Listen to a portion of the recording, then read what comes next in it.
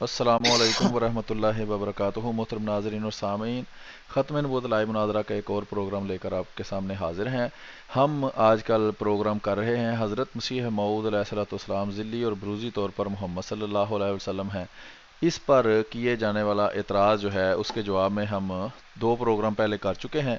ये इसी सिलसिले का तीसरा प्रोग्राम है और हस्बे मामूल हमारे साथ अहमद बार साहब मौजूद हैं। आइए अहमद बार साहब की तरफ चलते हैं। अस्सलाम वालेकुम रहमतुल्लाहि व बरकातुहू। जी वालेकुम अस्सलाम रहमतुल्लाहि व बरकातुहू। तमाम पढ़ने वालों को मेरी तरफ से अस्सलाम वालेकुम रहमतुल्लाहि व बरकातुहू। जी अहमद बार साहब, कुछ तबसरा करना चाहें पिछले प्रोग्रामों पर तो कर लें, फिर हम आगे चलते हैं। हाँ जी, जैसा कि आपने बता दिया कि ये उसी सिलसिले की कड़ी है और उसका तीसरा ये प्रोग्राम है। तो पहले कुछ बातें हो चुकी हैं, उनको मैं नहीं दोहराता। ज़िम्न मुख्तसर सा एक जायज़ा हम लेते हैं कि ये देखें कि वो अगर कहते हैं कि अल्लाह ताला जो है वो किसी को कोई नाम दे तो उस पे उनको एतराज़ है। हालांकि खुद अपने वालिदैन को ये हक दे और खुद अपने आप भी ये हक रखते हैं कि ये अपनी औलाद से किसी का नाम भी किसी भी नबी को दे सकते हैं। जैसा कि खुद मौलाना मोहम्मद यूसुफ साहब की हमने बात की थी, तो इनके वालिदैन ने इनको दो नबियों का नाम दिया हुआ है। इस पे इनको फिर एतराज़ होना चाहिए अगर इनका ये असूल है। दूसरी तरफ हम देखते हैं तो अल्लाह ताला ने खुद अपने नाम जो है वो हज़रत सल्लल्लाहु अलैहि वसल्लम को दिए हैं। तो जैसा कि हमने एक प्रोग्राम में वो दिखाए भी थे, जिसमें वो ये लाश का जवाब हमने दिया था। तो उसमें उन्होंने मुख्तलिफ जगह पे मुख्तलिफ वालों में ये बात की थी कि खुद अल्लाह ने अपने नाम जो है वो आ हज़रत सल्लल्लाहु अलैहि वसल्लम को दिए हुए हैं। तो अगर अल्लाह अपने नाम आ हज़रत सल्लल्लाहु अलैहि वसल्लम को दे तो वो भी काबिल एतराज़ बात नहीं। उससे भी वो दोनों का एक होना जो है वो लाज़िम नहीं आता। तो अगर अल्लाह ताला खुद किसी को किसी नबी का नाम दे और वो भी ज़िल्ली और ब्रूज़ी तौर पे, जो कि हमारे प्रोग्राम का मौजू है, तो वहाँ पे एतराज़ क्यों है इनको? और दूसरी बात ये है कि जो एतराज़ कर रहे हैं, खुद वो अपने घर को ही अगर देख लेते हैं तो दो ही बातें हो सकती हैं। या तो ये कि वो कम इल्मी है उनकी, उनको इल्म नहीं है, हालांकि वो मौलाना भी कहलवाते हैं।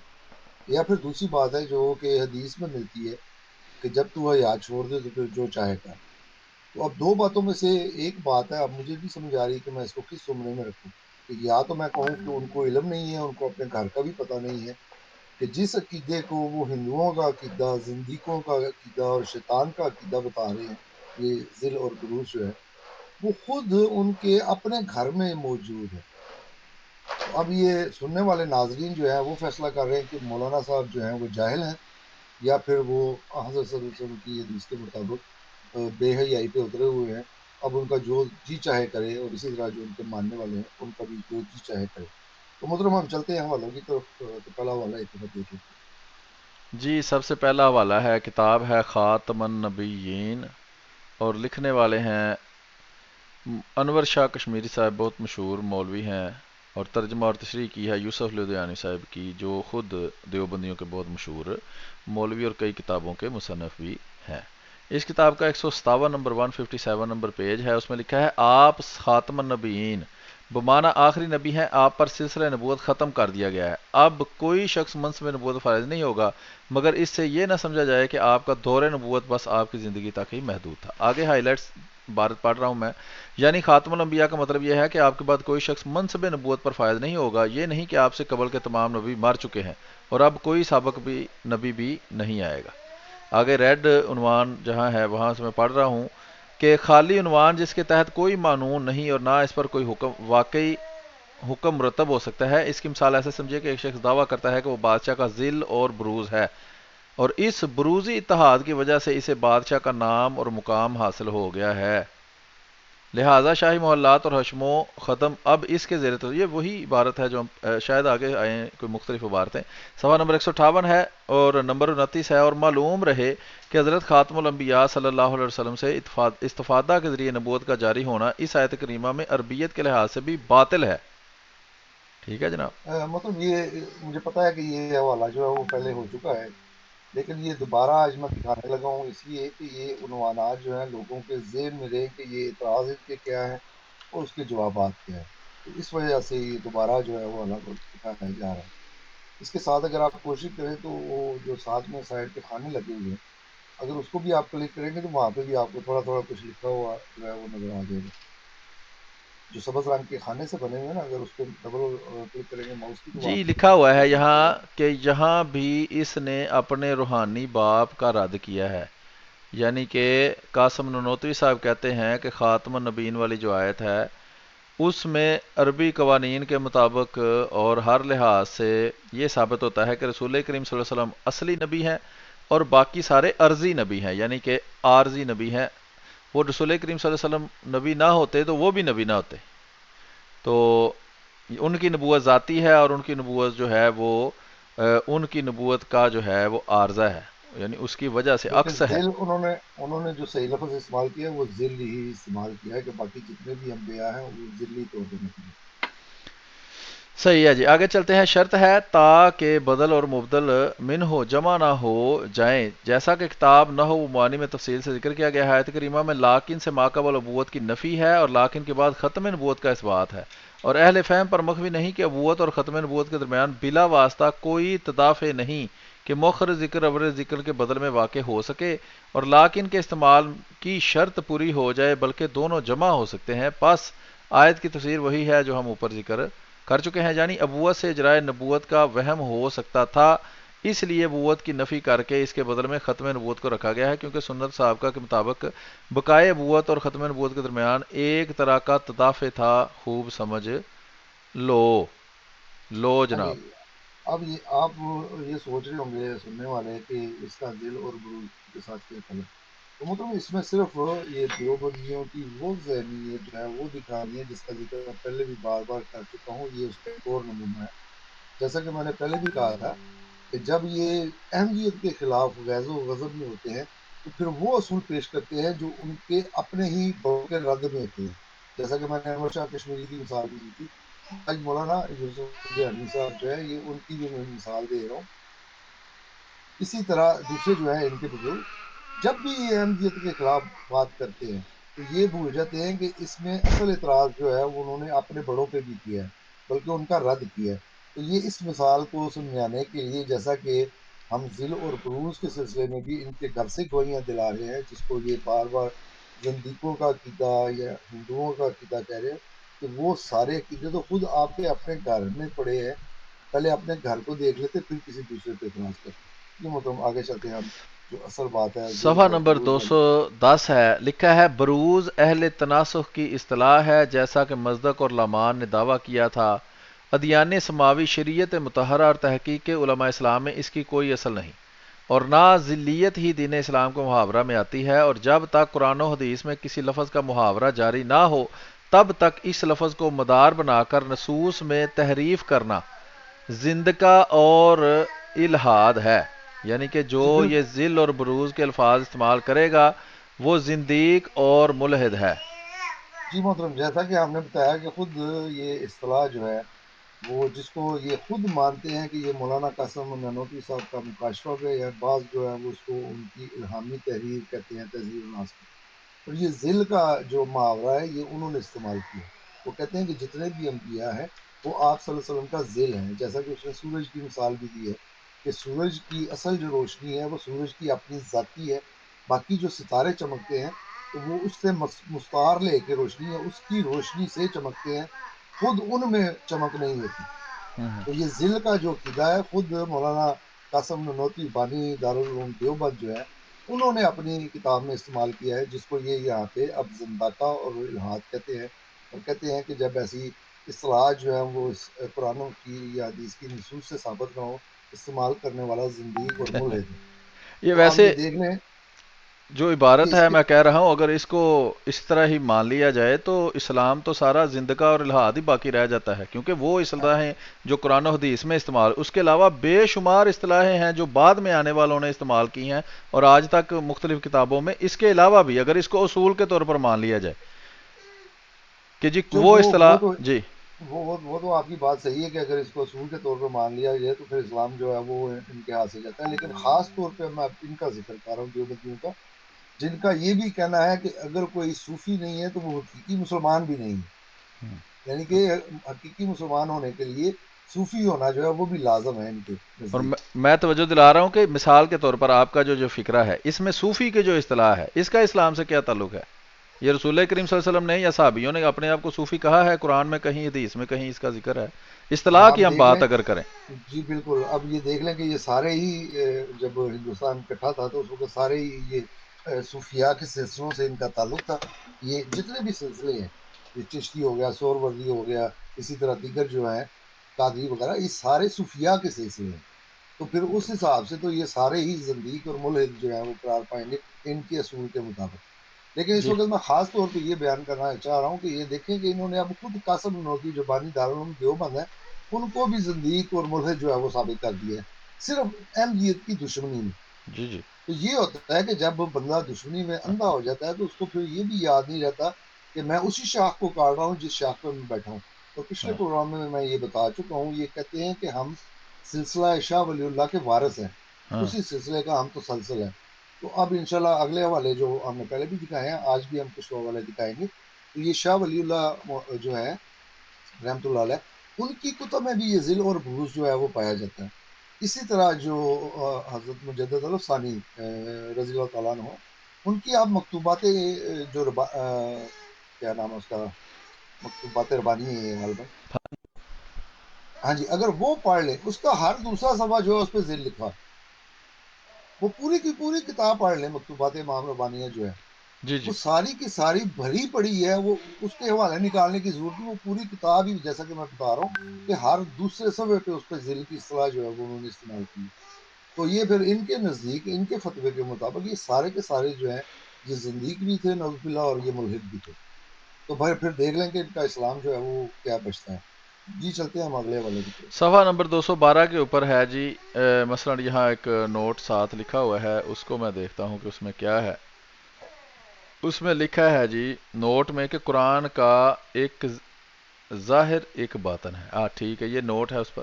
آگے صفحہ نمبر 212 میں 112 نمبر جو پوائنٹ ہے، ریڈ نشان لگا ہوا ہے، لکھا ہے اور مرزا قادیانی علیہ الصلوۃ والسلام بروز و ذلیت کے دعوی میں متفرد نہیں، یعنی اکیلے نہیں ہیں، بہت سے زندیق ہمیشہ یہی کرتے آئے ہیں. تو بس یہ پھر یہی انہوں ہے، نے کافی ہے. پھر کافی ہے کہ میں خیال آپ وضاحت مزید ہو گئی. وہ کہتا ہے کہ یہ صرف حضرت مسیح موعود علیہ السلام نے جو ہے نا یہ اصطلاح استعمال نہیں کی، بڑے بے شمار زندگی ہیں. تو انشاءاللہ وہ ہم حوالے جو ہیں وہ پیش کر دیں گے. اب ہم سب کو ڈکلیئر کر دیں، اعلان کر دیں کہ یہ سارے کے سارے نعوذ باللہ جو ہے وہ زندگی تھے، کیونکہ دشمنی جو ہے وہ حضرت مسیح موعود علیہ السلام سے تبھی برقرار رہ سکتی ہے جب ان کو بھی زندگی اب کہیں گے. جیسا کہ میں نے اوپر وہ لگایا ہوا تھا کہ ان کا خود یہ ماننا ہے کہ قرآن کا ایک ظاہر بھی ہے اور ایک باطن بھی ہے. جی جی تو اگر یہ ظاہری الفاظ سے ہٹ کے اگر کسی نے کوئی معنی بیان کیے ہیں تو اس پہ یہ اعتراض کیوں کرتے ہیں؟ بلکہ آگے چل کے میں اسی پروگرام کی کسی اور قسط میں انشاءاللہ بتاؤں گا. وہ کہتے ہیں کہ قرآن جو ہے وہ چار طریقے ہیں. ایک جو ہے عبارت جو ہے وہ عام لوگوں کے لیے، اس کے جو خاص خاص باتیں ہیں وہ جو ولی اللہ وغیرہ ہوتے ہیں ان کے لیے. اسی طرح انہوں نے چار اس کے درجات بتائے ہیں. جب میں وہ پیش کروں گا تو پھر میں وہاں پہ بھی بتاؤں گا کہ اس کے جو حقیقی معرف جو ہیں قرآن کے وہ صرف انبیاء کے لیے. اور اب اگر کسی نبی نے نہیں آنا ان کے عقیدے کے مطابق تو وہ تو پھر کوئی نہیں بتائے گا. اس کا مطلب یہ تین کی حد تک رہیں گے، قرآن کو مکمل طور پہ یہ کبھی بھی نہیں سمجھ سکیں گے. اور جیسا کہ ہمارا یہ ایمان ہے کہ قیامت کے آخری دن تک، آخری گھڑی تک یہ جو قرآن ہے یہ واجب العمل ہے. ہر دور کے لوگوں نے اپنے اپنے حالات کے مطابق اس وقت کی جو علم تھا اس کے مطابق اس کی اصطلاحات جو ہیں وہ استعمال کی ہیں، جیسا کہ یہ ذیل اور بروز ہے. آئندہ جب زمانہ بدلے گا تو ہو سکتا ہے کہ وہ ان کے لیے کچھ اور اصطلاحات استعمال کریں جو کہ اس زمانے کے علم کے مطابق ہو، تاکہ لوگوں کو سمجھنے میں آسانی ہو. جیسا کہ میں نے شروع میں کہا تھا کہ حضرت مسیح موعود علیہ السلام نے اس دور میں، کیونکہ یہ سارے ہی صوفیاء کے سلسلوں سے وابستہ تھے اور یہ اصطلاحات سمجھتے تھے، اسی وجہ سے انہوں نے اپنے عقیدے کو سمجھانے کے لیے وہ صوفیاء کی اصطلاحات ہی استعمال کی ہیں، تاکہ لوگوں کو ان کا جو صحیح دعویٰ ہے وہ سمجھ آ سکے، جس کو آج یہ زندیقیت اور الحاد جو ہے وہ کہہ رہے ہیں. تو جی مطلب آگے چلتے ہیں. اور وہ لوگوں کو سمجھ آیا ہے. جن لوگوں نے حضرت مسیح موعود علیہ السلام کو قبول کیا ہے وہ انہی میں سے نکلے تھے، ان کو وہ ساری باتیں سمجھ آئی تھی تو انہوں نے مانا تھا. اگلا حوالہ ہے آفتاب نبوت، کتاب کا نام ہے، اور یہ بانی مدرسہ دیوبند کے پوتے ہیں قاری محمد طیب صاحب. یہ محتمم دارالعلوم دیوبند تھے. یہ دیوبند وہ مدرسہ ہے جس کے پڑھے ہوئے لوگوں کو ماننے کی وجہ سے دیوبندی کہلاتے ہیں. صفحہ نمبر 81 ہے. لکھا ہے اصل امتیازی خصوصیت وہی نور بخش اور سب ستاروں کے نور کی اصل ہونا ہے. آگے لکھا ہے انوار کمال کی اصل ہے، اس لیے اصل میں نبی آپ ہیں اور دوسرے انبیاء اصل میں نہیں بلکہ آپ کے فیض سے نبی ہوئے ہیں. ٹھیک ہے جی. ہاں جی، یہ یہ جو محاورہ انہوں نے یہاں پہ استعمال کیا ہے، یہ اصل میں وہی ذل اور بروز والی جو ہے نا کیفیت، اس کی مزید وضاحت کر رہے ہیں. دو کے لفظ یہاں پہ ذل انہوں نے استعمال نہیں کیا، آگے جا کے وہ کریں گے بھی، لیکن یہ وہی بات ہے جو کہ مولانا نعمت صاحب نے بیان کی کہ آپ صلی اللہ علیہ وسلم جو ہے وہ آفتاب ہے، یعنی کہ آپ صلی اللہ علیہ وسلم کی نبوت جو ہے وہ اصل ہے، وہ روشنی جو ہے وہ اصل اس کی آپ ہے. باقی جتنے بھی ستارے یعنی کہ نبی ہیں وہ ذلی طور پہ چمکتے ہیں، ان کی اپنی خود میں چمک نہیں ہے، وہ آپ جی جی کی روشنی سے مستعار لی ہے. یہی بات جو ہے وہ یہاں پہ وہ بتا رہے ہیں کہ انوار کمال کی اصل ہے، اس لیے کہ اصل میں نبی آپ صلی اللہ علیہ وسلم ہے اور دوسرے انبیاء علیہ السلام اصل میں نہیں بلکہ آپ کے فیض سے نبی ہیں. اب ان کو وہ اصلی نبی نہیں مان رہے، ان کو وہ ذلی نبی مان رہے ہیں، اصلی نبی نہیں مان رہے وہ، حالانکہ وہ سب مستقل طور پہ بھی ان کو نبی کہا بھی جاتا ہے اور ان کا دعویٰ بھی تھا. یعنی کہ ذلی نبی کہنے کے باوجود ان کو یہ اصلی مانتے ہیں، وہاں پہ یہ ختم نبوت کی مہر نہیں ٹوٹتی. اس لیے آپ صلی اللہ علیہ وسلم نے خود ایک حدیث میں جیسا کہ یہ ذکر آتا ہے کہ میں اس وقت بھی خاتم النبیین تھا جب حضرت آدم ابھی اپنی پانی اور مٹی میں گندے پڑے تھے، تو آپ صلی اللہ علیہ وسلم تو اس وقت بھی خاتم النبیین تھے. تو یہ ذلی نبی جتنے بھی آئے ہیں جن کو یہ بعض روایتوں کے مطابق 1,24,000 بھی کہتے ہیں، مختلف روایتیں ہیں اس کو، تو جب اتنے نبی آئے ہیں تب بھی آپ کی خاتمیت پہ کوئی فرق نہیں پڑا. تو اب اگر ایک اور ذلی آئے تو اس سے آپ صلی اللہ علیہ وسلم کی خاتمیت پہ کیا فرق پڑتا ہے؟ یہ بھی ایک سوال ہے جو عام طور پہ خاتم کی بحث سے ہوتی ہے. بہرحال ہم چلتے ہیں اپنے موضوع کی طرف. تو آگے چلتے ہیں. یہ بھی مجھے یہاں تک یاد ہے، یہ بھی حوالہ ہم پہلے پیش کر چکے ہیں، اس کو جلدی سے ہم پڑھتے ہیں تاکہ باقی حوالہ کی طرف چلیں. آپ امت کے حق میں نبی امت ہونے کی وجہ سے مربی ہیں، ویسے ہی نبیوں کے حق میں بوجہ نبی و انبیاء ہونے کے مربی ہیں. اب اگر یہ دیکھیں، یہ 100% ختم نبوت والی آیت کی تشریح ہے. یہ خاتم النبیین میں جو اللہ تعالیٰ نے رسول اللہ و خاتم النبیین کہا ہے، یہ وہی لفظاً وہی بات ہے کہ آپ امت کے حق میں نبی امت ہونے کی وجہ سے مربی ہیں، ویسے ہی نبیوں کے حق میں بوجہ نبی الانبیاء ہونے کی وجہ سے مربی ہیں. اب اگر جسم یا قد و قامت اور بدن کے ڈھانچہ میں کوئی نجم ہدایت یافتہ میں بڑا ہو یا چھوٹا، تو اس سے آپ کے مربی عام ہونے میں کوئی فرق نہیں پڑے گا. صفحہ نمبر 82 ہے. آخر عالم میں بشریت کی ابتدائی دور میں تمام انسان جن میں انبیاء کرام بھی شامل تھے، حجم و ضخامت اور قد و قامت میں ماں بعد کے زمانوں کے لحاظ سے یقیناً بڑے اور طویل و عریض تھے. یعنی ظاہری قد اور جسامت کے لحاظ سے وہ بات کر رہے ہیں. آدم علیہ الصلوۃ والسلام کا قد و قامت اپنے ہاتھ کی پیمائش سے 7 ہاتھ لمبا اور 7 ہاتھ چوڑا تھا. یہی حال نوح علیہ السلام وغیرہ وغیرہ. یہ لمبی تفصیل انہوں نے اسی متعلق لکھی ہے. ہاں جی، اس کو چھوڑ دیتے ہیں ہم، تفصیل کو یہ اٹیچمنٹ میں لگ جائے گا، دوست پڑھ لیں. اس میں انہوں نے یہ بھی ذکر کیا ہے کہ ایک نبی جو تھے ان کی ناک جو ہے وہ 1 گز لمبی بھی تھی. دوبارہ یہ ہمارے موضوع سے ریلیٹڈ نہیں، اس لیے ہم اس کو چھوڑتے ہیں، آگے چلتے ہیں. جی. تو اس کے بعد لکھا ہے جی، کتاب کا نام ہے، اگلا حوالہ ہے ہمارا منصب امامت شاہ اسماعیل شہید جو ہیں وہ ان کے بارے میں یہ کتاب ہے، اور اس کا صفحہ نمبر ہے 104. اس پر ہم دیکھتے ہیں کیا لکھا ہے. لکھا ہے جی انبیاء کی مثال. یہ نیچے آپ دیکھ سکتے ہیں، لکھا ہے انبیاء کی ائمہ کی شان بھی انتشار ہدایت کی قلت و کثرت کے بارے میں مختلف ہے، باوجود کہ شان امامت میں یکساں ہے. کسی امام سے ظہور ہدایت کی قلت ان کے درجہ اعلیٰ اور رفع کے تنزل یا کمی کے باعث نہیں ہو سکتی. ائمہ اہل بیت میں سے ایک امام علامہ جعفر صادق ہیں وغیرہ وغیرہ. آگے ہے جی امامت کی 2 قسمیں. نقطہ اول، امامت ذل رسالت ہے. یہ لکھا ہوا ہے جناب، امامت کیا ہے جی؟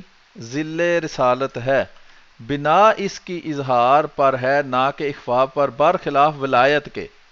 پس جیسا کہ منازل و وجاہت اور مقامات کا دعویٰ اور معاملات ربانی و کشف و اسرار روحانی کا بیان ارباب ولایت کے حق میں مظنر ہے، اسی طرح ان کے حق میں ترقی و کمال کا باعث ہے. تو اس میں مقصود یہی دکھانا ہے کہ امامت جو ہے ذل رسالت ہے. تو یہاں ہاں ذل جی، کا یہ لفظ جو ہے. بالکل ہاں بالکل صحیح آپ نے وہ پوائنٹ آؤٹ کر دیے. یہ موضوع ان کا یہاں پہ مختلف وہ چل رہا ہے. اصل مقصد جو ہے وہ یہی دکھانا تھا کہ خود ان کے بڑوں نے، جیسا کہ شاہ اسماعیل شہید جو ہیں وہ ان کے بڑے بھی ہیں، انہوں نے بھی یہ لفظ جو ہے ذل استعمال کیا ہے، جس کو یہ اب زندیقوں کی اور ملحدوں کی اصطلاح جو ہے وہ کہہ رہے ہیں۔ جی محترم، آگے آگے بڑھیں۔ چلتے ہیں، آگے ہے جی حوالہ، اگلے حوالے کو ہم کھولتے ہیں، یہ بھی منصب امامت کا ہے، ذل، اچھا اس کا صفحہ نمبر 8 ہے، اس پہ لکھا ہے کہ حمد و صلات کے بعد بندہ ضعیف امید اور رحمت خداوندی احقر العباد محمد اسماعیل وفا عنہ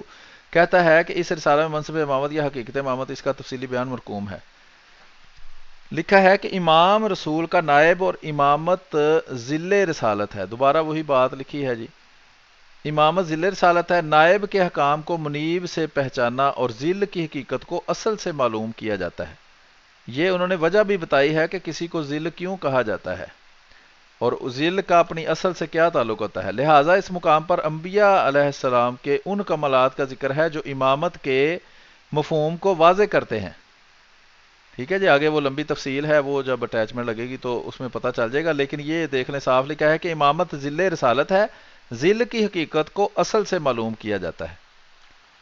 ٹھیک ہے، جس طرح کا اصل ہوتا ہے اسی طرح کا عکس جو ہے وہ اس کا ہوتا ہے، یا ذل اس کا ہوتا ہے۔ آگے ہے جی آفتاب نبوت، وہی کتاب ہے، پہلے بھی ہم بتا چکے ہیں، تعارف بھی کروا چکے ہیں، اس کا صفحہ نمبر 86 ہے اور صفحہ نمبر 87 ہے۔ 86 کے اوپر دیکھتے ہیں کیا لکھا ہے، لکھا ہے جی، اور ظاہر ہے کہ جب قرآن جامع کتب سابقین ہے جو آپ کے اخلاق کا مجموعہ ہے تو آپ کے خلاف بھی جامع اخلاق سابقین ثابت ہوئے، جو آپ کے خاتم کمالات اخلاق اور منتہائے کمال خلق ہونے کی واضح دلیل ہے۔ اس سے خود بخود واضح ہو جاتا ہے کہ جو ذات باب رکات نبوت کی بنیادوں میں سب کی جامع اور سب پر فائق ہے، وہی ان بنیادوں میں سب کی اصل بھی ہو سکتی ہے۔ یہ بات قابل غور ہے، اس میں لکھا ہے کہ وہی ان بنیادوں میں سب کی اصل بھی ہو سکتی ہے، چنانچہ اسی اصل ہونے کی بنا پر تمام انبیاء سے آپ پر ایمان لانے اور آپ کی پیروی اور نصرت کرنے کا عہد و میثاق لیا گیا، جیسا کہ آیت قرآنی سے واضح ہے۔ اور پھر حضور صلی اللہ علیہ وسلم نے اسی آیت کی روشنی میں انبیاء سابقین کے تابع خاتم ہونے کی مثال یہ ارشاد فرمائی، اگر موسیٰ بھی زندہ ہو تو انہیں بھی میری اطاعت کے سوا کوئی چارہ نہیں۔ یہ دیکھیں خاتم ہونے کی وہ مثال کیا بتاتے ہیں کہ جو بھی نبی آئے گا وہ میری اتباع میں آئے گا، یعنی اتباع میں آنے والے نبی سے ختم نبوت پر فرق نہیں پڑتا۔ صفحہ نمبر 87 ہے، اس پر لکھا ہے کیونکہ ماتحت کے سارے اختیارات و اقتدارات در حقیقت ما فوق اور اعلی افسر کے ہی ہوتے ہیں جو اس کے دیے سے ماتحت میں آتے ہیں، بلکہ ہر دائرہ کے اصل و ذل کا یہی حال ہے۔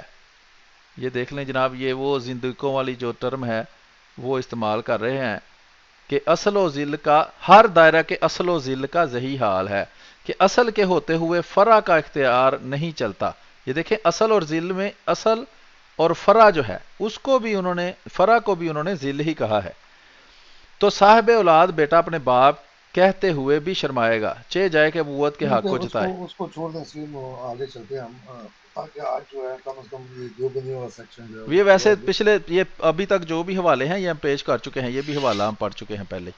پتہ نہیں، مجھے نہیں یاد بال بہرحال یہ یہاں سے آیا ہے جی، یہ نیا حوالہ مجھے لگ رہا ہے، شریعت و طریقت کا تلازم، یہ ہے محمد زکریہ کاندلوی دیوبندی جو ہیں ان کی کتاب ہے، اور اس میں ٹرم جیسا کہ پہلے بات ہو رہی تھی، یہ مجھے نہیں پتا کہ قرآن یا حدیث میں کہیں یہ طریقت کی کہیں ٹرم موجود ہو، تو بہرحال یہ ٹرم استعمال کرتے ہیں سارے صوفیاء اور صوفیاء کو ماننے والے اور ان کی آگے تشریحیں کرنے والے۔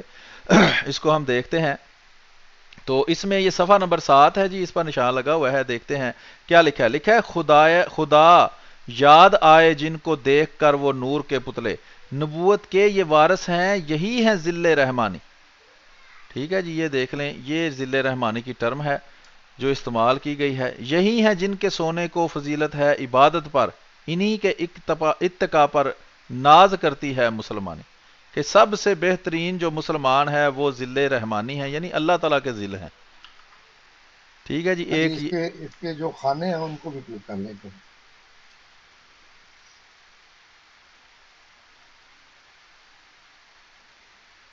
وراثت میں پوری چیز وارث کو ملتی ہے، ہاں جی، اب یہ دیکھیں یہاں پہ وہ کہہ رہے ہیں کہ نبوت کے یہ وارث ہیں، تو صحیح، جب یہ نبوت کے وارث ہیں تو جب وراثت آگے چلتی ہے تو باپ کی وراثت جو ہے وہ بیٹے کو پوری پوری ملتی ہے، عارضی طور پہ اور ذلی طور پہ اب ان کے محاورے میں وہ نہیں ملتی، بلکہ حقیقتاً وہ پوری وراثت پوری کی پوری جو ہوتی ہے وہ ملتی ہے۔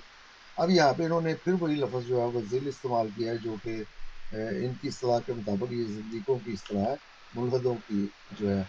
اسی طرح انہوں نے ضمن ایک بات ہے، وہ میں بتا دوں، یہ دیوبندی ذہنیت کا اس سے کچھ اندازہ ہو جائے گا۔ یہ جو لفظ لکھا ہوا ہے کہ انہی کے اتقاء پہ ناز کرتی ہے مسلمانوں، اس کو اگر خانے کو کلک کرے تاکہ وہ دوست جو لکھا ہیں ہے کہ اس کی، فلاں کتاب میں دیکھیں مسلمانی کا کیا مطلب ہے۔ جی بالکل، وہ ان کی کتاب ہے حفظ الایمان، جی اس میں انہوں نے اس مسلمانی کا ترجمہ جو ہے وہ انتہائی غلط کیا ہے، حالانکہ یہاں پہ محاورے کے طور پہ یہ مسلمانی ہے، جیسا کہ خود انہوں نے بھی استعمال کیا ہے، لیکن جب یہی لفظ احمد رضا بریلوی نے استعمال کیا تو انہوں نے پھر اس کا ترجمہ جو ہے وہ لغت کی کتابوں میں سے، جیسا کہ ان کی عادت ہے کہ جو ان کو پھر پسند آتا ہے وہ کیا کہ دیکھیں جی انہوں نے ہماری تشبیہ کس غلط بات سے کی ہے۔ یہ وہ مسلمانی کیا کا ہے طالب غلط علم، بات، آپ کو پتا ہے بتا دیں۔ جب بچوں کی ہم کہتے ہیں نا کہ مسلمانی ان کی کروائی ہے، ختنیں کروانا، ان معنوں میں استعمال کیا، تو صحیح۔ کیا اب یہ یہاں پہ جو مسلمانی ہے اس کو بھی انہی ختنوں کے معنوں میں استعمال کریں گے؟ تو یہ ہے کہ اپنے لیے انہوں نے اور اصول رکھے ہیں اور دوسروں کے لیے ان کے اصول اور ہیں۔ یہی بات جو ان کے بزرگ جو ہیں وہ استعمال کر رہے ہیں، لفظ ذل بھی اور بروز بھی، اسی کو یہ ہماری مخالفت میں آ کے اور زندیقوں کا اور ملحدوں کا اور شیطان کا عقیدہ جو ہے وہ بیان کرتے ہیں۔ جی محترم آپ کا حوالہ۔ آگے حوالہ ہے جی، یہ مرثیہ ہے رشید احمد گنگوہی، جو ان کے دوسرے مجدد ہیں 14ویں صدی کے دیوبندیوں کے، وہ ان کے اوپر نام بھی لکھا ہے کتب عالم خاتم الاولیاء والمحدثین، یعنی کہ ان کے بعد نہ کوئی ولی ہو سکتا ہے نہ کوئی محدث پیدا ہو سکتا ہے، اگر پیدا ہوا تو یہ گلا گھونٹ کے ماریں گے اس کو۔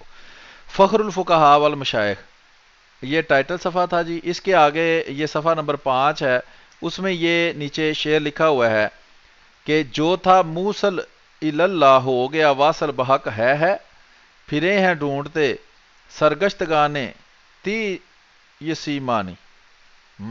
جنید و شبلی ثانی ابو مسعود انصاری، جنید و شبلی ثانی ابو مسعود انصاری، رشید ملت و دین غوث اعظم قطب ربانی۔ تو یہ کچھ 4 5 7 بندوں سے انہوں نے اس کی تشبیہ کی ہے۔ اس کے آگے شعر میں لکھا ہے نسیم بحر رافت فضل رحمہ منبع احسان، قسیم فیض یزداں ابر رحمت ذل سبحانی۔ ٹھیک ہے جی، یہ دیکھیں یہ ذل سبحانی جو ہے وہ انہوں نے ٹرم استعمال کی ہے۔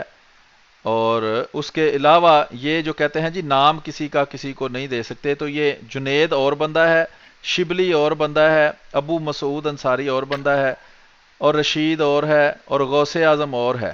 تو یہ 5 7 بندے جو ہیں وہ سب اسی کو کہا گیا ہے۔ تو اب یہ بیویاں سب کی ایک دوسرے پر جائز ہو گئی ہیں یہ کہنے سے، یہ اب دیوبندی سلیم ہمیں آپ خود ہی اپنی بتائیں گے۔ آواز چیک کر لیں، اس میں تھوڑی سی نا وہ ڈسٹربنس آ رہی ہے، آواز کو چیک کر لیں۔ یہ صرف یہ سافٹ ویئر میں کوئی پرابلم ہے، اس کی وجہ سے شاید یہ ہو رہا ہو۔ امید ہے کہ ریکارڈنگ میں شاید، کیونکہ ریکارڈنگ ڈائریکٹ مائک میرے سے جا رہی ہے تو اس میں امید ہے کہ ٹھیک ہی ہوگی۔ چلے اگر آپ کہتے ہیں امید ہے ٹھیک ہوگی، کیونکہ پہلے بھی ایک پروگرام میں آپ نے اسی بات پہ کہا تھا کہ ریکارڈنگ میں ٹھیک ہوگی، تو وہ اس میں بھی ٹھیک نہیں تھی، تو اس لیے دیکھ لیں ایک دفعہ، اس کو چیک کر جو بات ہے وہ واضح جو ہے وہ لوگوں تک پہنچ اچھا جائے۔ جی، تو ابھی یہ ہے کہ میں پھر ریفریش کرتا ہوں، پھر ہم دیکھتے ہیں آواز بہتر ہوتی ہے یا نہیں۔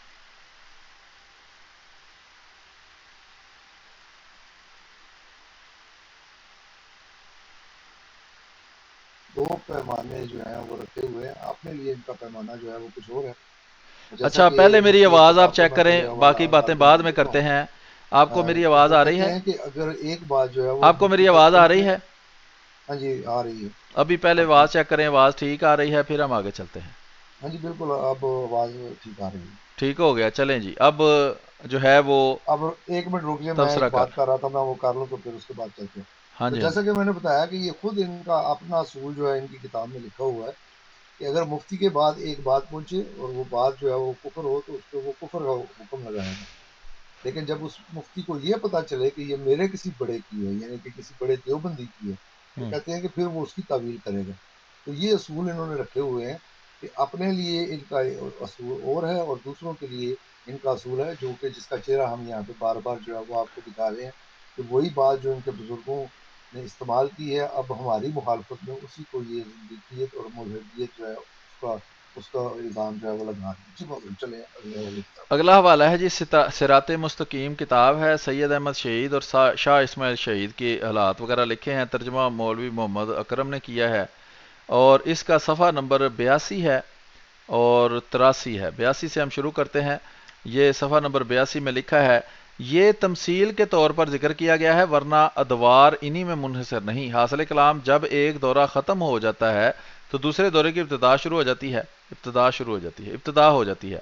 ایسے شخص کے وجود سے پہلے دورے کی ہدایت کو کمال کی انتہا تک پہنچایا جاتا ہے اور اس کو ترجمان مقرر کر کے اس کی برکت والی زبان سے اللہ کی تازہ مہربانیوں کی طرف آدمیوں کو دعوت دی جاتی ہے، اور اس برکت والی زبان سے اللہ کی تازہ مہربانیوں کی طرف آدمی کو دعوت دی جاتی ہے اور اس دورہ کی امامت اس کو بخشی جاتی ہے جو زمانے میں آدمیوں سے زیادہ باکمار اور اللہ تعالیٰ کے فیض کے زیادہ لائق ہوتا ہے، اور یہ مقام مستقل طور پر تو حضرت خاتم النبوت اور فاتح الولایت محمد صلی اللہ علیہ وآلہ وسلم کے لیے مخصوص ہے، اور آپ کی پیروی کی برکت سے اس مقام کا نمونہ بعض بزرگوں کو بھی عطا کیا جاتا ہے۔ کیسے عطا کیا جاتا ہے جی؟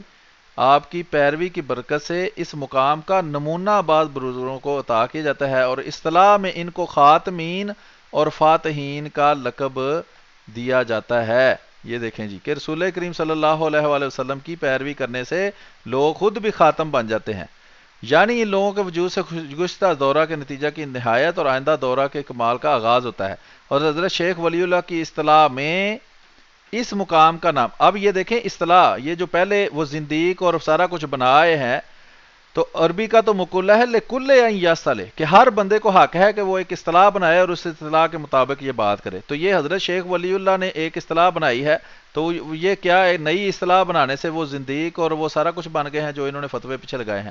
اس مقام کا نام مقام کروانیت ہے۔ اب یہ مقام کروانیت یہ قرآن حدیث میں کہاں لکھا ہے، لیکن انہوں نے اصطلاح بنائی ہے۔ اسی طرح یہ ذلی بروزی کی بھی ایک اصطلاح ہے، اور اس دورہ میں جتنے اہم اہل کمال پائے جاتے ہیں حقیقت میں وہ اسی، اگلے صفحہ پر جاتے ہیں، حقیقت میں وہ اسی امام دورہ کے پیرو ہیں، خواہ وہ اس کو جانے یا نہ جانے، اور اس کی پیروی کا یہ معنی نہیں کہ وہ قصداً اس امام کی تقلید کرتے ہیں یا اس کی تربیت کا سلسلہ اسماعت تک پہنچتا ہے، بلکہ اس مقام میں اتباع کا یہ معنی ہے کہ جو شان الہی دورہ حاضر میں ظاہر ہو یہ لوگ بھی جان و دل سے اس کی خدمت میں کوشش کریں۔ پہلا افادہ آگے نیچے لکھا ہے کہ کیونکہ یہ تینوں مقام مستقلی طور پر انبیاء علیہ الصلوۃ والسلام کے مانے گئے ہیں اور ان کے ماسوا ان لوگوں کے کمالات کے ذل اور ان مقامات کے نمونے کے سوا کسی چیز تک رسائی نہیں۔ کہاں تک رسائی ہے جی؟ کمالات کے ذل، اور نمونہ بھی اصل میں وہ ذل کو ہی کہہ رہے ہیں، اور یہ اب زندیق اور جو بھی بننا ہے وہ یہ خود ہی بن گئے ہیں جی۔ ہاں جی، اس پہ میں کوئی لمبا چوڑا تبصرہ نہیں کروں گا، اس پہ کافی لمبا چوڑا تبصرہ ہے، لیکن وہ ایک دوسری بحث ہے، اس لیے ہم اس کو یہیں پہ ذیل تک ہی محدود رکھ کے چھوڑ دیتے ہیں۔ دوسرے بھائی جو یہ دیکھ رہے ہیں اس حوالے کو ایک دفعہ پلیز غور سے دھیان سے پڑھیں، اس میں بے شمار اور اعتراضات جو ہیں ان کے جوابات دیے ہیں۔ چلیں نیکسٹ حوالے پہ پہنچ سکتے ہیں جی اگلا حوالہ ہے وہ بھی اسی کتاب کا ہے، صراط مستقیم کا، سید احمد شہید، اور اس کا صفحہ نمبر 80 ہے۔ اس پر تیسرا افادہ لکھا ہے، اور پھر چوتھا اس کے آخری لائن ہے کہ اولو العزم کا مقام ہے اور ان کی فرما برداری سے بعض بڑے باعمل عالم اس مقام کے ذل ہیں۔ یہ وہی زندیقوں والی اصطلاح جو ہے وہ ان جو استعمال کر رہا ہے کوئی، اور عکس سے بہرہ ور در ہو جاتے ہیں جن کی قوم کی اصطلاح میں حجج اللہ کہتے ہیں، اور آپ حضرت شاہ ولی اللہ رحمۃ اللہ علیہ کی اصطلاح میں اس مقام کا نام قرب ملکوت ہے۔ تو اب یہ دیکھیں اصطلاحیں ہیں، تو یہ اصطلاحیں ساری جو ہیں کیا اصطلاح بنانے سے کوئی بندہ زندگی بن جاتا ہے، یہ انہوں نے عجیب اصول بنا لیا ہے۔ تو یہ ہو گئے جی اور ایک حوالہ اس کا کہ اس میں بھی ذل کا لفظ استعمال ہوا ہے، اس مقام کا ذل ہے، اور اس کے بعد 2-3 اصطلاحیں جو ہیں وہ انہوں نے بیان کی ہیں، اور یہ سارا کچھ صوفی ازم سے متعلق ہے۔ یہ صوفیاء کی جو وضاحتیں ہیں نا یا اصطلاحات ہیں وہی بیان یہاں ہو رہی ہیں۔ ذل سیرت ہو گیا جی حوالہ۔ اس کے بعد ہم چلتے ہیں جی اگلے حوالے کی طرف، یہ ہے مکاتیب رشیدیہ۔ یہ رشید احمد گنگوہی صاحب جو دیوبندیوں کے مجدد ہیں اور بہت بڑے عالم ہیں، ان کے خطوط ہیں، خط جو وہ مختلف لوگوں کو لکھتے رہے ہیں۔ اس کا صفحہ نمبر 36 ہے، لکھا ہے عرض داشت از حضرت قطب العالم مولوی گنگوہی علیہ ما علیہ بخدمت مرشد برحق قدوۃ الواصلین اعلیٰ حضرت حاجی صاحب قدسو وغیرہ جو بھی ہے، مکتوب نمبر 13۔ اچھا جی، لکھا ہے اور یہ اثر اسی نسبت یادداشت بے رنگ کا ہے جو مشکات انوار حضرت سے پہنچا ہے، پس زیادہ عرض کرنا گستاخی اور شوخی چشمی ہے۔ یا اللہ معاف فرمانا کہ حضرت کے ارشاد سے تحریر ہوا ہے، جھوٹا ہوں کچھ نہیں ہوں تیرا ہی ذل ہوں، کیا ہوں؟ تیرا ہی ذل ہوں، یعنی کہ یہ بھی زندیق ہو گئے اور جو اس کو چھاپ رہے ہیں، جو اس کو مان رہے ہیں، وہ بھی ان کے اپنے اصول کے مطابق۔ یہ میں نے اس کا ایک چھوٹا سا ایسے بنا کے رکھ لیا تھا تاکہ بوقت ضرورت کام آئے۔ تو یہ دیکھ لیں جناب، یہ وہ دو حوالہ جات ایک کتاب کے دکھائے گئے تھے جس میں انہوں نے اس کو زندقہ اور الہاد، یعنی ان اصطلاحات کو استعمال کرنے والے کو زندیق اور ملحد کہا ہوا ہے۔ تو یہ حوالہ اسی لیے سائڈ پہ کر لیا گیا تھا کہ بوقت ضرورت آپ کو دکھایا جائے۔ تو یہ خود ہی ان کے امام اور ان کے مجدد یہ اصطلاح استعمال کر رہے ہیں ذل کی۔ لکھا ہے تیرا ہی ذل ہے، تیرا ہی وجود ہے، میں کیا ہوں کچھ نہیں ہوں، اور جو میں اور وہ جو میں ہے وہ تو ہے، اور میں اور تو خود شرک در شرک ہے۔ استغفر اللہ استغفر اللہ استغفر اللہ لا حول ولا قوت۔ اب عرض سے معذور ہوں، فرما کر قبول کریں۔ وسلام 1306 ہجری۔ جی جناب۔ جی محترم، وہ جو تبصرہ کرنے والا تھا، جو بتانے والا تھا کہ یہ اب ان کی اصطلاح اور ان کے فتوے کے مطابق وہ حکم جو ہے وہ ان پہ لگے گا، نہ کہ ہمارے فتوے کے مطابق ہم ان کو زندگی کریں، بلکہ یہ خود ان کے ہی جو بزرگ دیوبندی جو ہیں ان کا جو فتویٰ ہے وہ ان پہ بھی اب اپلائی ہوگا۔ تو اس کی یہ وضاحت آپ نے بھی کر دی تھی، تو زیادہ کہنے کی گنجائش نہیں ہے، اگلے حوالے کی طرف سے۔ آگے حوالہ ہے جی فضائل صدقات، شیخ الحدیث مولوی محمد زکریا کاندلوی صاحب۔ تو یہ آپ یہ نے بھی اس اسی کا دوسرا حوالہ ہے، یہ جو ہم نے پہلے پڑھا ہے یہ بالکل اسی کا انہوں نے ذکر کیا۔ میں نے کہا کہ چلیں دوسرا بھی بتا دوں کہ جو مولانا زکریا ہیں انہوں ہاں نے بھی اس کو زندگیت نہیں سمجھا، بلکہ انہوں نے بھی اپنی کتاب میں اس کا ذکر جو ہے وہ کیا ہوا ہے، ورنہ ٹھیک ہے۔ حوالہ یہ وہی ہے جو مکتوبہ ہاں یہ تفسیر دیکھیں میں یہاں سے ہے جی، تیرا ہی ذل ہے، تیرا ہی وجود ہے، میں کیا ہوں کچھ نہیں ہوں، اور جو میں ہوں وہ تو ہے، اور میں اور تو خود شرک ہے۔ استغفر اللہ استغفر اللہ۔ اس میں ایک اور اہم بات ہے کہ یہ صوفیاء کے دو بہت مشہور اصطلاحات ہیں، وحدت الوجود اور وحدت الشہود۔ اس کا بھی نہ قرآن میں کہیں ذکر ہے نہ حدیث میں۔ اگر نئی اصطلاحیں استعمال کرنا ہی زندگی اور الہاد ہے تو سب سے بڑا الہاد تو خود یہ وحدت الوجود اور وحدت الشہود ہے۔ اور یہ میں نے اس لیے بھی ذکر کیا ہے کہ یہ جو حوالہ میں پڑھ رہا ہوں کہ تیرا ہی وجود ہے، میں کچھ نہیں ہوں، جو میں ہوں وہ تو ہے، اور وہ تو اور میں کہنا بھی شرک ہے، یہ وحدت الوجود کا سارا معاملہ چلا رہے ہیں کہ تو بھی خدا ہی ہے اور میں بھی خدا ہی ہوں۔ کیوں جی، غلط تو نہیں کہہ رہا؟ ہاں جی، یہ وہی اصل میں وحدت الوجود کا جو فلسفہ ہے وہ مانتے ہیں، یہ دیوبندی جو ہیں وہ بھی مانتے ہیں۔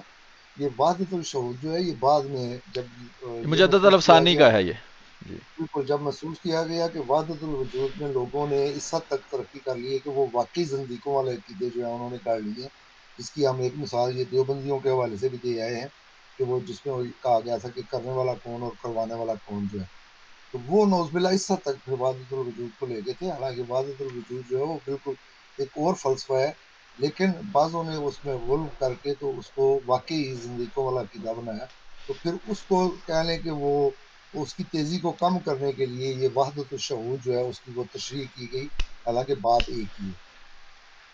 جی آگے ہے جی اشرف السوان نے، یہ بھی اشرف علی تھانوی ہے جو دیوبندی امت کے حکیم ہیں، مجدد ان کی دل کے مجدد ہیں، جنہوں نے بدعتوں کی تجدید کی ان کی، اور نئی نئی بدعتیں انہوں نے پیدا کی۔ وہ ان کے بارے میں یہ کتاب ہے ان کی زندگی کے بارے میں، اس کا صفحہ نمبر 154 ہے، اس پر لکھا ہے یہ حوالہ ہے حضرت مولانا شاہ عبد العزیز صاحب کو دو شخصوں پر فخر تھا، باعتبار درایت مولانا محمد اسماعیل شہید پر اور باعتبار روایت مولانا اسحاق پر، اور فرماتے ہیں الحمدللہ الذی وہب لی علل کبر اسماعیل و اسحاق۔ مجھے ہاں یہ یعنی کہ محترم یہ کسی اور وجہ سے میں نے اس پہ نشان لگایا ہوا، میں آگے کہا کہ چلتے ہیں بعض جی، لوگ آگے سمجھیں لکھا کہ ہے غلط ہے۔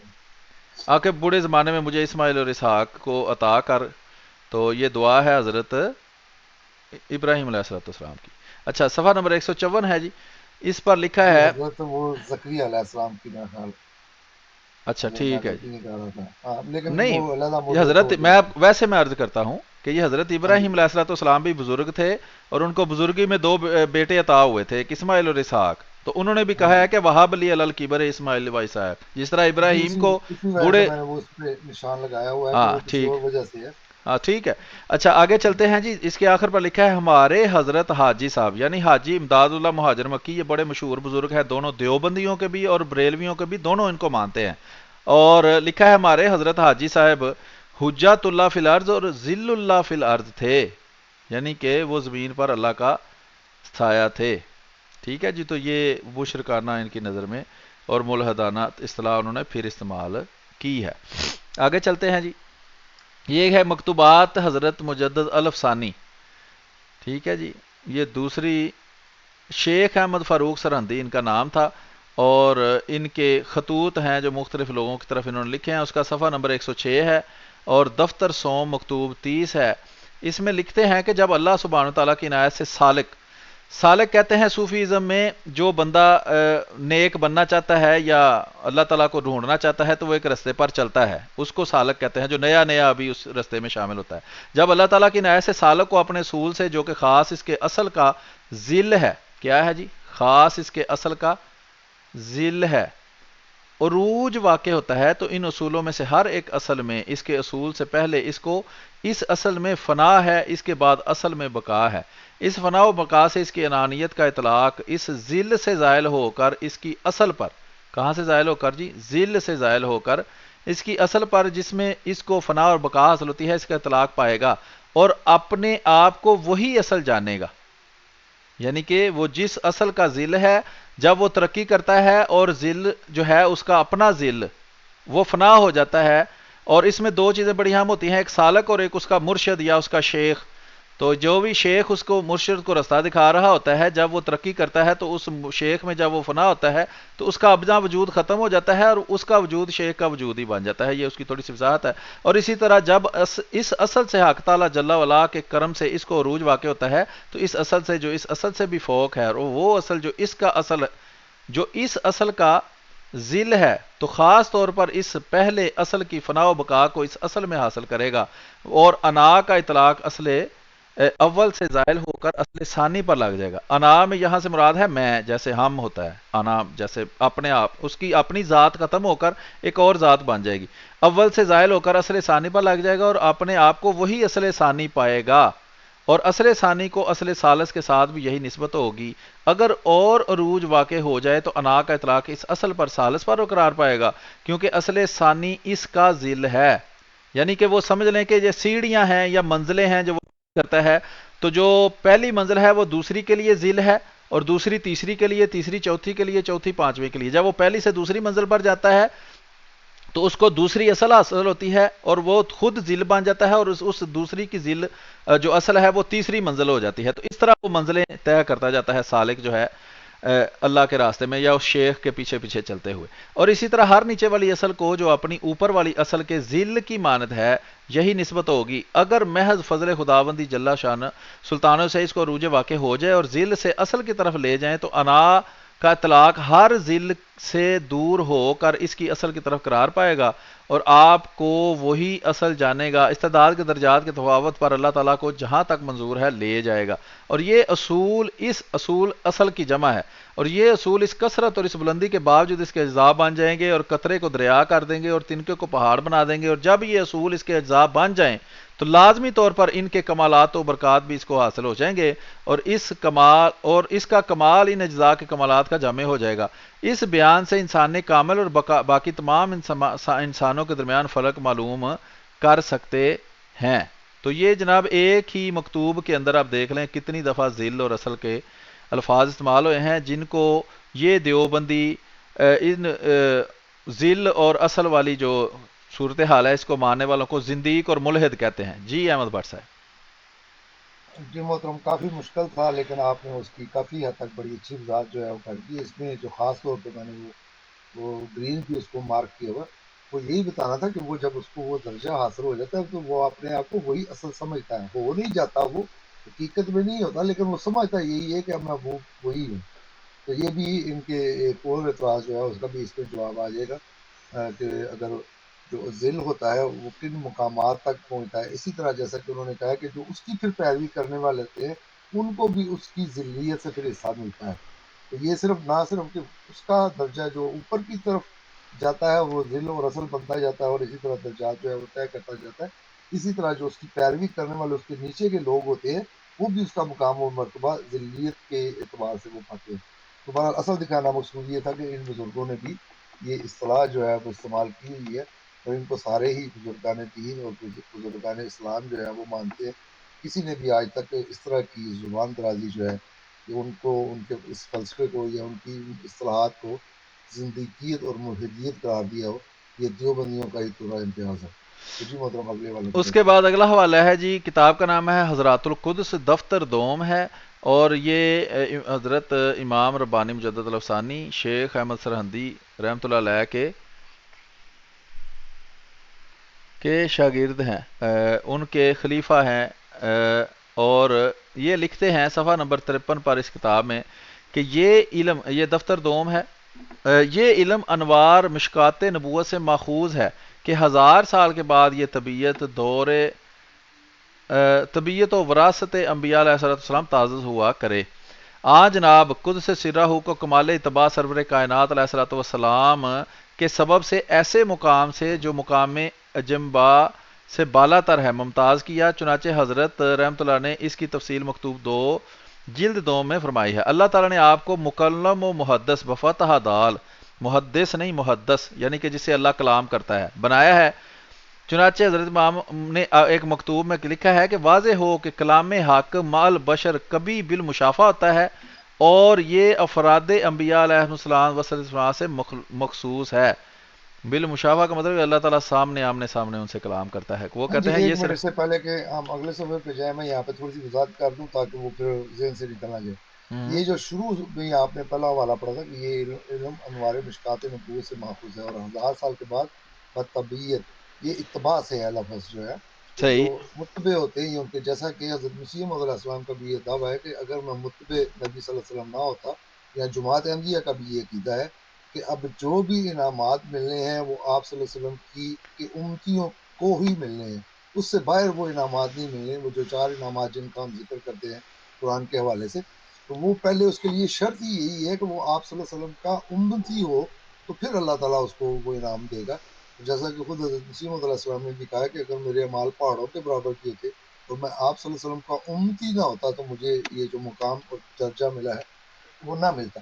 یہ یہاں پہ اسی کی وضاحت کر رہے ہیں کہ ان کو وراثت کے طور پہ، کیونکہ وہ وارث تبھی ہو سکتے ہیں جب ان کے ماننے والے ہوں، اور ان کے اتباع کے طور پہ یہ جو انعامات ہیں، اور خاص طور پہ یہ انعامات جو ہیں وہ 1000 سال کے بعد ہیں. جو یہ اعتراض کیا جاتا ہے کہ جی پہلوں کو کیوں نہیں ملے، تو اس کی وجہ ہے کہ اللہ تعالیٰ نے اس کی، قرآن مجید سے بھی ہم اس کا استدلال کرتے ہیں مختلف آیات سے، جب وہ موقع آئے گا تو انشاءاللہ وہاں پہ ہم ذکر اس کا کریں گے. تو صرف بتانے کا یہاں پہ مقصد یہ ہے کہ یہ جتنے بھی انعامات یہ جن کی بات ہو رہی ہے یہ صرف پیروی اور اتباع سے ملتے ہیں، اور وہ بھی آن صلی اللہ علیہ وسلم کی پیروی ہوتی ہے. جی محترم اگلا والا جو جی اسی لکھا سے ہے پڑھتے ہیں. واضح ہو کہ کلام حق مال بشر، یعنی اللہ تعالیٰ جب انسان سے کلام کرتا ہے کبھی بالمشافہ ہوتا ہے، یعنی آمنے سامنے اللہ کلام کرتا ہے، یہ افراد انبیاء علیہ السلام سے مخصوص ہے. کبھی بعض کامل پیروان انبیاء کے ساتھ بطور اتباع و وراثت ہوتا ہے، اور جب یہ کلام کسی ولی کے ساتھ کثرت سے ہونے لگے تو اس کو محدث کہا جاتا ہے.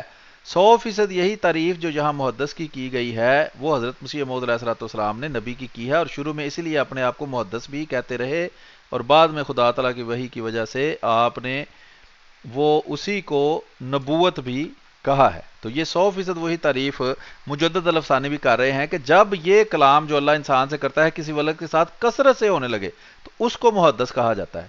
جس طرح کے امیر المومنین حضرت عمر رضی اللہ تعالیٰ عنہ کو کہا گیا یہ کلام سوائے الہام اور القائے فی روح کے ہے، اور اس کلام سے بھی علاوہ ہے جو ملائک کے ساتھ خدا کا ہوتا ہے. ایسے کلام کے ساتھ انسان کامل مخاطب کہا جاتا ہے جو عالم خلق اور عالم امر اور عالم روح اور عالم نفس وغیرہ وغیرہ. آگے صفحہ نمبر 54 ہے، لکھا ہے جناب قدس سرہ، یعنی کہ مجدد الافسانی کو ولایت انبیاء علیہم الصلاۃ والسلام سے مشرف کیا گیا، اور ولایت ذلی کا ولایت اصلی کے ساتھ اتصال بخشا گیا. یہ دیکھ لیں جناب، ولایت ذلی اور اصلی بھی یہاں انہوں نے اصطلاحات استعمال کی ہیں، اور یہ دیوبندیوں کے اس جھوٹے اور من گڑت فتوے کے مطابق ان کو وہ ملحد اور زندیق بھی کہہ رہے ہیں. جی یہ یہاں پہ جو جس ولایت ذلی کا وہ ذکر کر رہے ہیں یہ وہ عام ولی والی ولایت نہیں ہے، یہ جو نبی کی ولایت ہوتی ہے یہ اس کی ذلیت کی بات کر رہے ہیں. یہ صرف عام جو ولی ہیں اس سے، اسی وجہ سے انہوں نے پیچھے وہ 1000 سال والا جو فلسفہ ہے جو وہ بیان کیا ہے کہ 1000 سال کے بعد یہ درجات جو ہیں وہ ملتے ہیں. پہلے جو ولی تھے وہ ان کو صرف ولایت کا حق ملا، ولی کہلوانے کا حق ملا، لیکن یہ جو ہے یہ جو نبوت کی ولایت ہوتی ہے، ایک نبی کی جو ولایت ہوتی ہے، یہ اس کی ذریت کی یہاں پہ بات کر رہے ہیں. تو بہرحال اصل چیز جو تھی وہ یہی دکھانا تھا کہ یہ بزرگان دین جو ہے انہوں نے یہ محاورہ جو ہے وہ استعمال کیا ہوا ہے. آگے چلیں. آگے ہے جی سوان قاسمی، کتاب کا نام ہے. اس میں لکھا ہوا ہے کہ یہ جلد نمبر 2 ہے. جو مدرسے سے مکتبے سے یہ شائع ہوئی ہے کہ جس کے پڑھے ہوئے مولویوں کی وجہ سے یہ لوگ دیوبندی کہلاتے ہیں. اور سوان قاسمی اس کا صفحہ نمبر 81 ہے 81. اس پہ لکھا ہے کہ قبل اس کے کچھ آگے بڑھوں بے ساختہ اس وقت بھی ذل میں اصل کی زندگی کا عکس معلوم ہوتا ہے کہ جھانک رہا ہے. کیا ہوتا ہے جی؟ ذل میں اصل کی زندگی کا عکس معلوم ہوتا ہے کہ جھانک رہا ہے. 63 سال کی زندگی میں وہاں بھی دیکھا گیا تھا کہ انسانی تاریخ کے رخ کو پھیر دینے والے واقعات مدنی زندگی کے 10 سال کی محدود مدت ہی میں پیش آئے تھے. گویا اسی 10 سال میں قیامت تک اسلام کی، بلکہ کہیے تو کہہ سکتے ہیں کہ انسانیت کے مستقبل کی تاریخ پوشیدہ تھی. آگے صفحہ نمبر 82 میں حاشیہ میں لکھا ہے تاکہ ذل اور اصل میں خلقی اور اختیاری تطابق کی سعادت باہم پہنچے. کیا پہنچے جی؟ ذل اور اصل میں خلقی اور اختیاری تطابق کی سعادت باہم پہنچا دی جائے اور اصل کا پورا پورا عکس ذل میں نمایاں ہو جائے. یہ وہ زندیق اور ملحد جو ہیں وہ ان کے سارے اپنے ہی گھر والے بن رہے ہیں جو انہوں نے فتویٰ لگایا تھا. مثلا تمہید میں حضرت مؤلف سوان دام مجد نے نانوتا کی جغرافیائی صورت کی کھجوروں کے جھنڈ نانوتا کو ڈھانپے ہوئے ہیں. مدینہ تو نبی سے مشابہ دکھلائے. یہ دیکھ لیں جناب، ہمیں اعتراض کرتے ہیں جی قادیان میں حج ہو گیا اور فلاں ہو گیا، تو یہ دیکھ لیں کہ ان کو جو جہاں قاسم نانوتوی رہتا تھا وہ رسول کریم صلی اللہ علیہ وسلم کا شہر یعنی کہ مدینہ ہی لگتا تھا. مدینہ تو نبی سے مشابہ دکھلائی دیتا تھا. آگے ہے حق تعالیٰ آپ کو علوم نبوت سے سرفراز فرمائے گا جو حسب ارشاد حضرت حاجی صاحب یعنی حاجی امداد اللہ مہاجر مکی شبہ ہے شکل وہی کے. پھر یعنی کہ وہ دیکھ لیں کہ حضرت رسول کریم صلی اللہ علیہ وسلم کا شہر جو ہے وہ ننوتا کی طرح کا ہے، اور جو علوم حاصل ہونے ہیں قاسم ننوتوی کو وہ رسول کریم صلی اللہ علیہ وسلم کی وحی کی طرح کے ہیں. پھر صاحب اسوام مختوطہ نے نور نبوت کے زیر سایہ حضرت والا اور ان کے 3 ساتھیوں محمد یعقوب، رفیع الدین اور حاجی محمد عابد کو خلفائے اربعہ سے تشبیہ دی. لیں جناب پیچھے کوئی چیز رہ گئی ہے تو بتا دیں، وہ بھی ڈال دیتے ہیں اندر. نہیں، وہ جو شبہ آپ کے ذہن میں پڑھنے لگا اس نے حال جو ہے وہ حاشیے میں کر دیا کہ نہیں ہم اس آگے لیے پڑھتے ہی نہیں نا، جس طرح یہ کرتے ہیں کہ جتنا لکھا ہے بس نہیں، اتنا پڑھ کے. آپ نے کوئی بات چھپانی نہیں، مطلب میں نے پہلے بھی کہا تھا کہ انشاءاللہ ہم ساری بتائیں گے. اب دیکھیں یہ ایک طرف سے یہ ان کو ہو بہو وہی ثابت کرنا جو ہے وہ چاہ رہے ہیں، جیسا کہ انشاءاللہ آگے حوالہ بھی آئے گا. تو اس میں انہوں نے یہ بھی بتایا ہے کہ آج صلی اللہ علیہ وسلم کی روح مبارک جو ہے وہ مولانا قاسم نانوتوی کے ہر ایک جسم کے ہر عضو میں آج صلی اللہ علیہ وسلم کا ہر عضو جو ہے وہ حلول ہو گیا تھا. جی بالکل وہ انہوں نے بیان کیا ہے. اسی طرح یہاں پہ بھی وہ جو کہتے ہیں وہی کا شکل، جیسا کہ جنہوں نے احادیث وغیرہ کا مطالعہ کیا ہے کہ جب آپ صلی اللہ علیہ وسلم پہ وہی نازل ہوتی تھی تو وہ اس سے بھاری پن، بلکہ یہاں تک تھا کہ اگر آپ سواری پہ سوار ہوتے تھے تو وہ سواری اس بوجھ سے بیٹھ جاتی تھی. یہ شکل ہے جس کا یہ بوجھ ہے جس کا وہ ذکر کر رہے. تو یہ کہتے ہیں کہ یہی کفیت جو ہے وہ مولانا قاسم نانوتوی پہ بھی طاری ہوتی تھی. اس کی تشریح جو ہے پھر وہ حاجی امداد اللہ مہاجر مکی نے جب ان سے ذکر کیا گیا، اگر وہ تھوڑا سا پیچھے نشان میں نہیں لگائے ہوئے یا وہ واقعہ جو ہے وہ اسی کتاب میں دوسری جگہ پہ وضاحت کے ساتھ لکھا ہوا ہے، تو یہ اسی شکل کی بات کر رہے ہیں کہ جیسے وہی کے وقت آج صلی اللہ علیہ وسلم پہ وہ بوجھ یا وزن جو ہے وہ محسوس ہوتا تھا، بالکل ویسے ہی کیفیت جو ہے وہ مولانا قاسم نانوتوی صاحب کی ہوتی تھی جب ان پہ وہ بقول ان کے اب جو وحی کا نزول ہوتا ہے. تو یہ ساری تشبیہات انہی سے دے رہے ہیں. اسی طرح یہ مرثیے کے حوالے جو ہیں وہ آگے بھی آئیں گے کہ پھرے تھے ڈھونڈتے کعبہ میں بھی گنگوہ کا رستہ، جو رکھتے تھے اپنے دلوں میں پتہ نہیں کون سا عرفانی. تو یہ وہاں پہ کعبہ میں بھی جا کے گنگوہ کے رستہ دیکھتے تھے، اس لیے کہ وہ ان کے لیے اصل گنگوہ ہی تھا. تو اسی طرح کی یہ باتیں جو ہیں یہ اپنے بزرگان میں یہ ثابت کرتے ہیں. اصل مقصد یہی تھا کہ وہ اس کو کہہ رہے ہیں کہ قاسم نانوتوی صاحب جو ہیں وہ ذل تھے آج صلی اللہ علیہ وسلم کا، جیسا کہ وہ ذل اور اصل کی پھر آگے مزید جو ہے وہ وضاحت کر رہے ہیں۔ تو محترم یہ جتنے بھی ان کے اب ماننے والے ہیں، اب وہ تو حیات نہیں ہیں، ان کو تو اللہ تعالیٰ جو ہے وہ ان سے حساب لے گا۔ تو جو ان کے ماننے والے ہیں اور جو اس طرح کے اعتراضات کرتے ہیں اور اس طرح کی باتیں کرتے ہیں کہ یہ جی ہندوؤں کی اصطلاحیں ہیں، یہ ان کا تناسب اور حلول ہے، انشاءاللہ وہ اگلے حوالے جو آئیں گے ہمارے اگلے پروگرام میں بروس کا سلسلہ جو ہم شروع کریں گے، اس میں جو آ جائے گا کہ ہندوؤں کا جو عقیدہ تھا وہ بالکل مختلف تھا۔ یہ صوفیہ کی اصطلاح جو ہے یہ بالکل ایک مختلف چیز تھی، اور انہوں نے جان بوجھ کے، جیسا کہ وہ کہتے ہیں، دجل فریب اور الفاظ کے ہیر پھیر سے دھوکہ دینے کی کوشش کی ہے، کہ گویا کہ یہ ذل اور بروز کا عقیدہ جو ہے یہ ہندوؤں کا تناسب اور حلول والا عقیدہ ہے۔ انشاءاللہ وہ جب اگلا ہم پروگرام بروز والا شروع کریں گے اسی کے ساتھ، تو وہاں پہ اس کے حوالہ جات جو ہیں وہ آ جائیں گے۔ جی مطلب اسی طرح حق تعالی نے ذیل میں اصل کا عکس ایک ہی جیسے نہیں جہات متعددہ سے نمایاں فرمایا۔ ٹھیک ہے جی، پھر وہی ذیل اور اصل آ گئی۔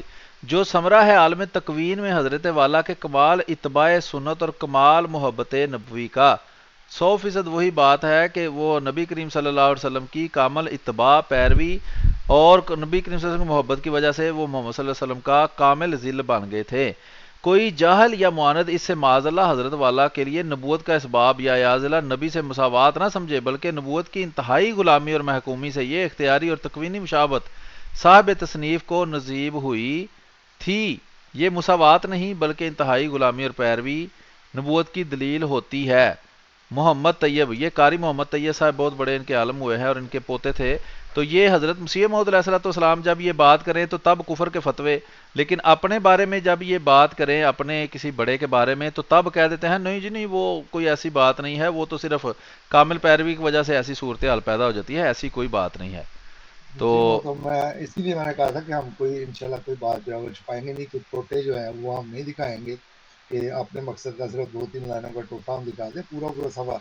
اب یہ جو انہوں نے وضاحت کرنے کی کوشش کی ہے، مطلب یہ تو آپ نے وضاحت کی، جیسے آپ ہماری وضاحتیں نہیں مانتے، اسی طرح آپ کی یہ وضاحتیں جو ہے آپ کے دوسرے بھائی جو ہیں، اس لیے کہ مسلمان کا بھائی ہوتا ہے، اور پاکستان قانون کے مطابق اب آپ سارے جتنے بھی ہیں، چاہے وہ شیعہ ہوں، اہل حدیث ہوں، بریلوی ہوں، آپ بلکہ پرویزی بھی اس میں شامل کر لیں، چکرال بھی کر لیں، اہل جو قرآن ہے وہ بھی کر لیں، جو بھی ہیں وہ سارے آپ بھائی ہیں۔ تو یہ آپ کے جو باقی بھائی ہیں وہ آپ کی اس وضاحت کو وہ نہیں تسلیم کرتے، اور اس کو وہ دعویٰ نبوت ہی سمجھتے ہیں۔ کیونکہ میرا وہ موضوع نہیں ہے، اس لیے میں وہ حوالے تو نہیں دکھا رہا جس میں انہوں نے اسی کو دعویٰ نبوت جو ہے وہ کیا ہے۔ تو ان کو یہی کہنا ہے کہ محترم جب یہ اعتراضات ہوتے ہیں تو پھر اس طرح کی وضاحتیں جو ہیں وہ دینی پڑتی ہیں۔ اگر آپ یہ توقع کرتے ہیں کہ آپ کی وضاحتیں جو ہیں وہ دوسرے مانیں، تو جب قرآن و حدیث سے اور خود آپ کی ہی گھر کی کتابوں سے آپ کو وضاحتیں دی جاتی ہیں تو پھر آپ تسلیم کیوں نہیں کرتے؟ اس لیے جو اصول آپ، جو رعایت آپ دوسروں سے لینا چاہتے ہیں وہ دوسروں کو آپ رعایت کیوں نہیں دیتے؟ بلکہ اللہ تو یہی کہتا ہے کہ تم جو چیز اپنے لیے پسند کرتے ہو وہی چیز جو ہے وہ دوسروں کے لیے بھی پسند کرو۔ تو اگر آپ یہ سمجھتے ہیں کہ آپ کی وضاحتیں جو ہیں وہ دوسرے مان جائیں، تو پھر آپ کو بھی دوسروں کی وضاحتیں جو کہ قرآن و سنت سے بھی ثابت ہے اور خود آپ کے گھر سے بھی ثابت ہے وہ بھی ماننی چاہیے، اور انہی اعتراضات کو جو آپ کئی سالوں سے کرتے آ رہے ہیں انہی کو آپ بار بار جو ہے وہ نہ دہرایا کریں، جب ایک دفعہ آپ کو جواب مل جائے گا۔ جی محترم، ٹائم دیکھ لیں کیا ہوا ہے، اگر ٹائم شروع کرنا تو۔ 58 منٹ 18 سیکنڈ ہو گئے ہیں، اور میرا خیال ہے کہ یہ کافی ہے، حوالے بھی ہمارے پورے ہو گئے ہیں، تو جی 1 گھنٹے کا ہو گیا ہے، تو اس کو ہم یہاں میرا خیال ہے کلوز کرتے ہیں۔ باقی وہ بروز والے اگر اپنے پیش کرنے ہیں تو وہ نیکسٹ پھر پروگرام میں ہم کر لیں گے۔ جی انشاءاللہ ٹھیک ہے، وہ جیسا کہ ہم نے کہا ہے کہ ہم ان کو قسطوں میں رکھیں گے تاکہ سننے میں آسانی رہے، تو انشاءاللہ بروز والا جو ہے وہ اگلی قسط میں ہم بروز والے حوالے جو ہیں وہ پیش کریں گے۔ جی ٹھیک ہے، جس طرح وضاحتوں کی بات کر رہے تھے تو ہماری وضاحتیں کیا حیثیت رکھتی ہیں؟ ہم تو ہر چیز کو مزید صرف کھول ہی رہے ہیں، اصل وضاحت تو خود حضرت مسیح موعود علیہ السلام اپنے کلام میں کر گئے ہوئے ہیں، کسی دوسرے کی وضاحت ہے یہ تو قاری طیب صاحب جو ہے ان کے پوتے وضاحت کر رہے ہیں نا، خود حضرت مسیح موعود علیہ السلام نے اپنے اوپر ہونے والے اعتراضات کی خود وضاحت کی ہوئی ہے، اور وہ بھی یہ ماننے کے لیے تیار نہیں بلکہ لوگوں سے چھپاتے ہیں، لوگوں کے ایک بات پیش کرتے ہیں، دوسری بات لوگوں سے چھپا دیتے ہیں تاکہ لوگوں کو جو یہ دھوکہ دینا چاہتے ہیں اس میں لوگ آسانی سے آ جائیں۔ تو انشاءاللہ اگلے پروگرام میں ہم بروز کی جو حقیقت ہے وہ پیش کریں گے، اور اس پروگرام کے جو حوالہ جات ہیں وہ اس کے ساتھ ہی ہم اپلوڈ کر دیتے ہیں اور لنک بھی ہم شیئر کر دیں گے، تو ہاں جی، تب ایک بات صرف میں مزید کر دوں اس پہ کہ جی حالانکہ خود یہ ان کا اصول ہے کہ صاحب کلام جو ہے اس کو اپنی کلام کی وضاحت کرنے کا سب سے اول حق جو ہے وہ اسی کا ہے۔ تو جو جی جی آپ نے بات کی کہ حضرت مسیح موعود علیہ السلام نے خود اپنی باتوں کی وضاحت کی ہوئی ہے، تو یہ ان کے اپنے اصول کے مطابق بھی ان کو یہ پھر حق تسلیم کرنا چاہیے کہ جو وضاحتیں حضرت مسیح موعود علیہ السلام نے خود کی ہیں وہی قابل قبول ہے، نہ کہ تمہارے عنوانات جو تم ان کی تحریروں پہ لگاتے ہو۔ جی جی مودودی۔ بالکل، جی بالکل ٹھیک ہے، یہ تو وہ کام کرے کہ جس کے اندر تقوی ہو، جیسا کہ اللہ تعالیٰ فرماتا ہے کہ کسی قوم کی دشمنی میں اتنے آگے نہ بڑھو کہ تم عدل کو ہی چھوڑ دو، انصاف کو چھوڑ دو، یہ تقوی سے بہت دور ہے۔ تو اور دوسری بات رسول کریم صلی اللہ علیہ وسلم کی جو آپ نے کہا کہ اگر شرم حیا باقی ہو تو پھر انسان ان اصولوں کو یاد رکھتا ہے جو خود اس نے بنائے ہوں، لیکن مقصد جب مخالفت اور صرف عوام کو دھوکہ دینا ہو تو پھر اصول جانتے بوجھتے ہوئے لوگ ان کو نظر انداز کرتے ہیں، کیونکہ عوام کو تو اصولوں کا پتہ نہیں ہوتا، اس لیے عوام کو دھوکہ دینے کے لیے نہ ان کو اصول بتائے جاتے ہیں ان کو، بلکہ وہ بات بھی تحریف کر کے عبارتیں اور پیش کی جاتی ہیں تاکہ ان کا وہ مقصد جو شیطان نے اللہ تعالیٰ کو چیلنج کیا تھا کہ میں قیامت تک ایسے بندے ڈھونڈ لوں گا جو میرے نمائندے بن کے لوگوں کو گمراہ کریں گے، تو یہ چونکہ ان کی نیت ہی یہ ہے، اللہ مال بھی نیت ہی گمراہ کرنے کی ہے، اس لیے ان کو اصول یاد نہیں رہتے۔ ہمارا مقصد ہے کہ ہم پبلک کو وہ اصول بتائیں، پبلک کو یہ بات کھول کھول کر واضح کریں کہ آپ خود دیکھیں کہ یہ خود اپنی کتابوں کے اندر ان چیزوں کو استعمال کرتے ہیں، لیکن حضرت مسیح موعود علیہ الصلوۃ والسلام پر اعتراض جو ہے وہ کرتے ہیں۔ تو بہت بہت شکریہ دوستو، انشاءاللہ اگلی ویڈیو میں مزید حوالات لے کر آپ کے سامنے حاضر ہوں گے، تب تک کے لیے اجازت دیجیے، السلام علیکم ورحمۃ اللہ وبرکاتہ۔